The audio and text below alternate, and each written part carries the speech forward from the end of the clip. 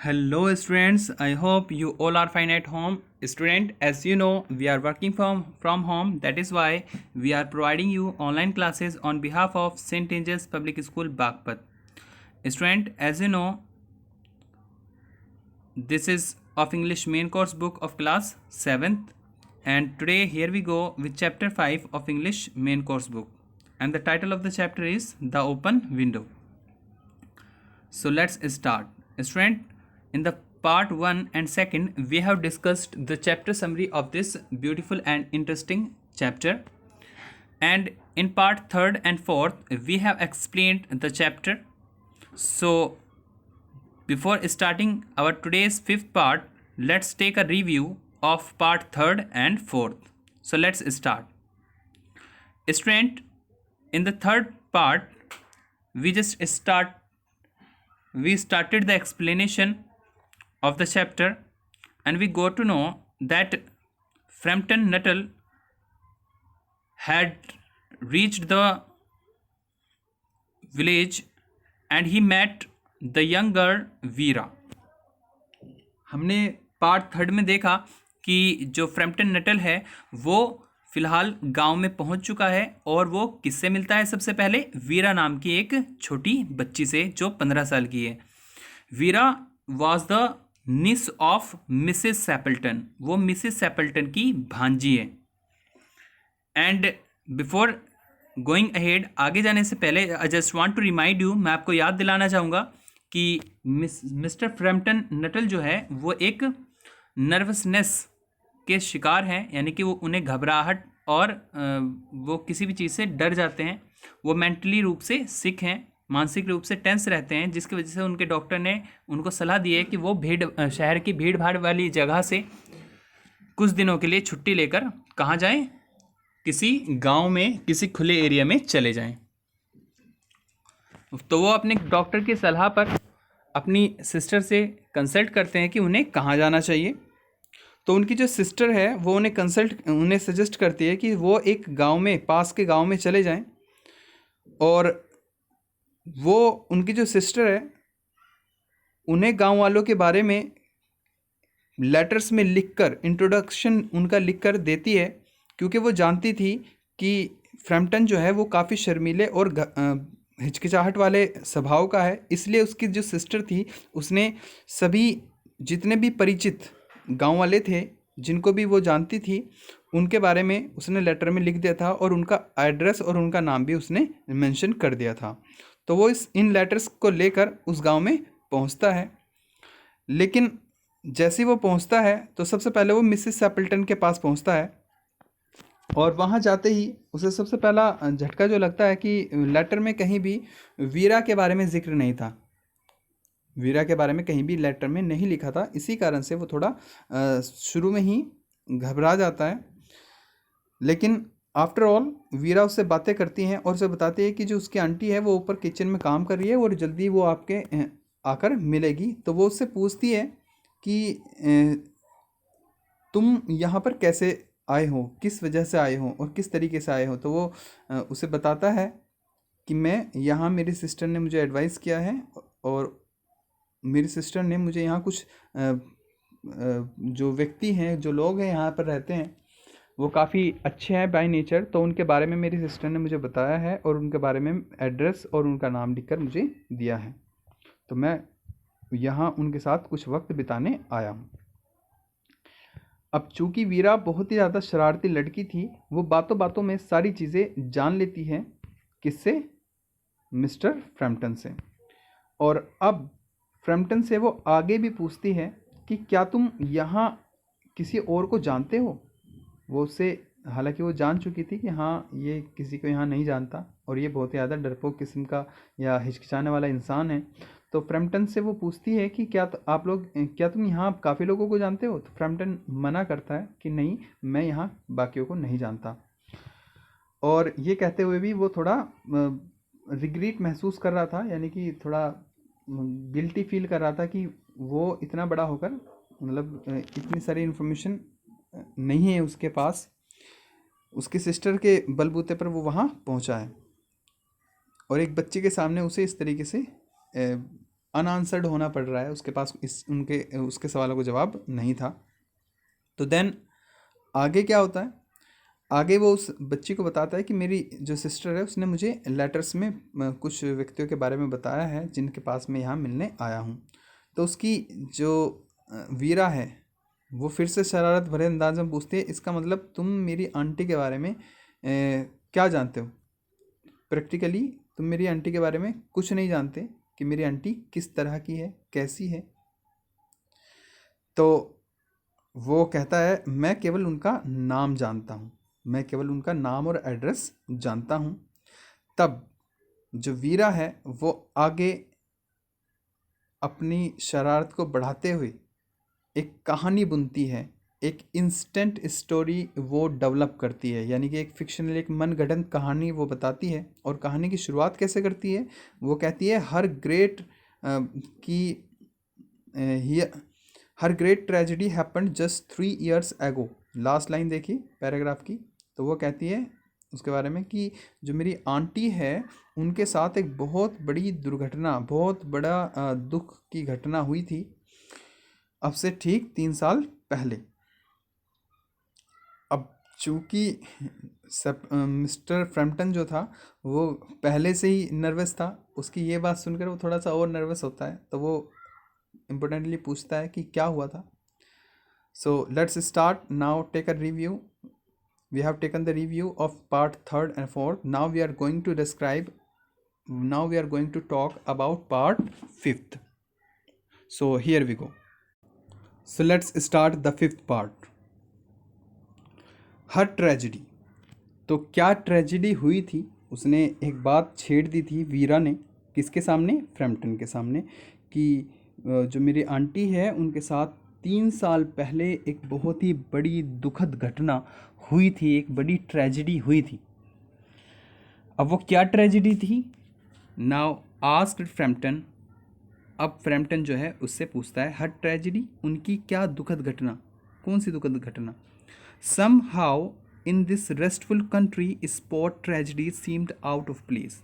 हालांकि जो फ्रैम्पटन है वो ये चीज़ सोचता है कि सम हाउ, आखिर कैसे ये संभव था किसी भी तरीके से, इन दिस रेस्टफुल कंट्री, ये जो आरामदायक जो कंट्री का मतलब वैसे तो देश होता है, लेकिन यहाँ गांव, कंट्री मीन्स गांव भी होता है, ठीक है। ये जो गांव का या देहात का जो इलाका है, स्पॉट जो है, ये देहाती इलाका जो है, यहाँ इतना आराम है, यहाँ इतना रेस्टफुल लाइफ है, ऐसी जगह tragedies seemed out of place, यानी कि ये बहुत कम देखने को मिलता है कि ऐसी खुशनुमा जगह, ऐसी ब्यूटीफुल जगह कोई ट्रेजिडी जैसी कोई चीज़ हो जाए, ऐसी उसकी थिंकिंग थी। तो वो आगे पूछता है you may wonder why we keep that window wide open on an afternoon, October afternoon. तो वीरा एक विंडो थी वहाँ आसपास, एक खिड़की थी, तो उसकी तरफ इशारा करते हुए कहती है यू मे वंडर, शायद तुम्हें आश्चर्य होगा, why we keep that window wide open, कि हम इस विंडो को पूरा खुला क्यों रखते हैं। उसकी तरफ तो बिल्कुल सीरियसनेस के साथ देख रही है कौन? वीरा। किसकी तरफ? फ्रैम्पटन की तरफ। और क्वेश्चन पूछ रही है कि शायद तुम्हें ये बड़ा ही अजीब और आश्चर्यचकित करने वाली बात लगेगी कि हम ऑन एन अक्टूबर आफ्टरनून, कि अक्टूबर के आफ्टरनून यानी कि अक्टूबर के दोपहर बाद भी हम इस विंडो को ओपन क्यों रखते हैं। अक्टूबर आफ्टरनून का मीन्स क्या है? मोस्टली अक्टूबर में जो सीज़न है वो थोड़ा कूल, थोड़ा ठंडा होना शुरू हो जाता है, जिसकी वजह से खिड़कियाँ दरवाजे लोग बंद करना शुरू कर देते, लेकिन वो खिड़की खुली हुई थी। तो वीरा उसकी तरफ उसका ध्यान ले जाते हुए, उसका ड्रॉ करते हुए कहती है कि इस अक्टूबर आफ्टरनून यानी कि इस ठंडी दोपहर को भी क्या कर रहे हैं, हमने वो विंडो ओपन कर रखी है, सैरदानिस उस भांजी ने कहा, पॉइंटिंग, इशारा करते हुए, at a large French window, एक बड़ी और फ्रेंच विंडो की तरफ, फ्रेंच विंडो की तरफ। तो अब आगे क्या कहता है वो? That open on to a lawn, जो एक लॉन में खुलती थी, यानी कि एक बरामदे में, जो आगे यानी कि खिड़की का आगे क्या था? लॉन था, एक बरामदा था। It is quite warm for the time of the year, sad Frampton, Frampton कहते हैं कि हाँ साल के इस दौरान जो है इट इज़ क्वाइट वार्म, काफ़ी नमी होती है, काफ़ी गर्मी होती है। वार्म मीन्स क्या होता है, गर्म, गर्मी होती है। For the time of the year, पूरे साल को देखते हुए। अब ये बात क्यों कह रहा है वो? अक्टूबर नवंबर में सर्दियाँ शुरू हो जाती हैं, सर्दियों की शुरुआत हो जाती है अक्टूबर नवंबर में, लेकिन फिर भी वो कह रहा है कि it is quite warm for the time of the year, कि साल के समय के अनुसार यहाँ अभी जो है काफ़ी गर्मी होती है, इसलिए आपने शायद खोल रखी होगी। यानी कि वो घबराते हुए, हिचकिचाते हुए इस चीज़ को कह रहा है कि कोई बात नहीं, खोल रखी है तो आई डोंट केयर, इसमें ट्रेजेडी वाली क्या बात है। But has that window got anything to do with the tragedy? लेकिन क्या कोई ऐसी बात है जो वो window got anything to do, जो इससे जुड़ी हुई, जो यानी कि जो ट्रेजिडी हुई है, क्या उसमें इस विंडो ने कुछ किया है? यानी कि इस विंडो में कुछ हुआ है, इस विंडो की वजह से कुछ हुआ है। तो अब वीरा आगे क्या बताती है? आउट थ्रो दैट विंडो, उस विंडो से होते हुए, 3 years एगो, 3 साल पहले, ऑन दिस वेरी डे, आज ही के दिन, her husband and her 2 young brothers, वो उसके हस्बैंड और उनके 2 young brothers, उनके 2 छोटे भाई, वेंट ऑफ, वो गए थे, फॉर देयर डेज शूटिंग, अपने शूटिंग के लिए, अपने शिकार के लिए। तो वो अब उन्हें उसे मेन बात बताती है कि जो ये विंडो है ये हमने इसलिए ओपन रखी है क्योंकि इस विंडो से अब से 3 साल पहले, देखिए जस्ट नोट इट, इसको अंडरलाइन कर लेना। वो कह रही 3 साल पहले आज ही के दिन जो मेरी आंटी है, उनके हस्बैंड और उनके 2 younger ब्रदर, उनके 2 छोटे भाई गए थे शिकार के लिए। दे नेवर केम बैक, और वो वापस कभी नहीं आए। वो इस विंडो से गए तो थे लेकिन वो वापस कभी नहीं आए। They never came back. While crossing the more, more means क्या होता है? दलदली इलाका या दलदल। तो वो कह रहे हैं जब वो वाइल क्रॉसिंग, जब वो क्रॉस कर रहे थे, जब वो गुजर रहे थे द मोर, दलदल से, to their favourite snipe shooting ground, किसकी तरफ? अपने पसंदीदा, फेवरेट स्नाइप शूटिंग, स्नाइप एक प्रकार का पक्षी होता है जो ज़्यादातर दलदली इलाके में पाया जाता है। इसको चाह पक्षी बोलते हैं, चाह, जिसका ज़्यादातर शूटिंग की जाती है, जिसको ज़्यादातर क्या किया जाता है, जिस पर निशाना लगाया जाता है। तो there favourite snipe shooting ground की तरफ, यानी कि जहाँ चाह पक्षियों की शूटिंग की जाती थी, उनको निशाना बनाया जाता था, ऐसे मैदान की तरफ वो बढ़ रहे थे। तो बढ़ते हुए रास्ते में एक दलदल पड़ी, और जब वो दलदल को क्रॉस कर रहे थे, देवर वे ऑल थ्री, वे तीनों के तीनों ड्रोन्ड, डूब गए। ड्रोन्ड मीन्स क्या होता है? डूब जाना। ड्रोन्ड इन ए ट्रीचीरियस मीन्स खतरनाक या धोखेबाज, piece of bog, bog means होता है दलदल। तो वहाँ बॉग यानी कि दलदल का एक बहुत ही खतरनाक, या एक कह लो जो जिसके बारे में पता ना हो। वैसे इसका मीनिंग क्या होता है? ट्रीचर्स मीन्स होता है जो चीट करते हैं, यानी कि धोखेबाज, कपटी, छलावा। तो वो कह रहा है कि एक दलदली इलाका था जो बहुत ही ज़्यादा धोखेबाजी वाला था। इट मीन्स उसमें कोई भी धोखे में फंस सकता था, यानी कि ऐसा लगता था जैसे वहाँ दलदल नहीं है लेकिन वहाँ पर दलदल थी। तो वो कहती है जब वो उस रास्ते से गुजर रहे थे कि तो वो तीनों के तीनों एक ऐसी ही दलदल वाले जगह पर डूब गए।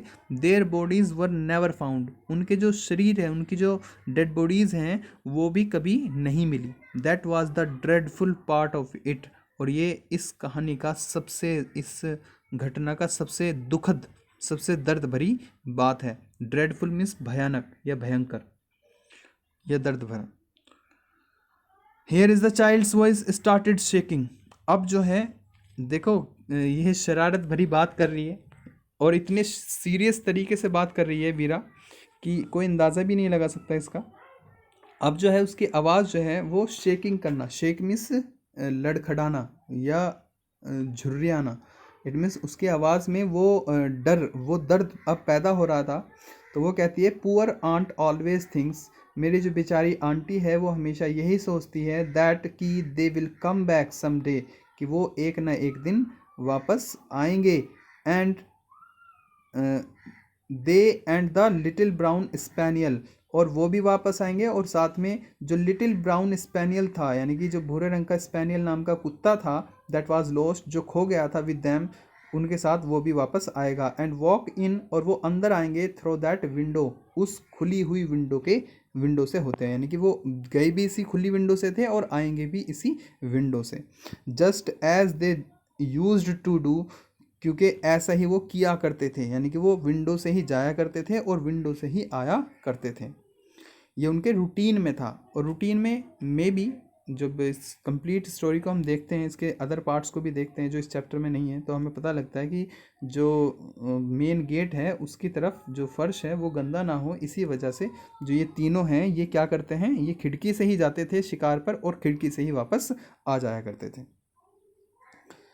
दैट इज़ वाई, इसी कारण से the window is kept open every evening, इसी वजह से ये जो विंडो है ये हमेशा हर शाम खुली रहती है।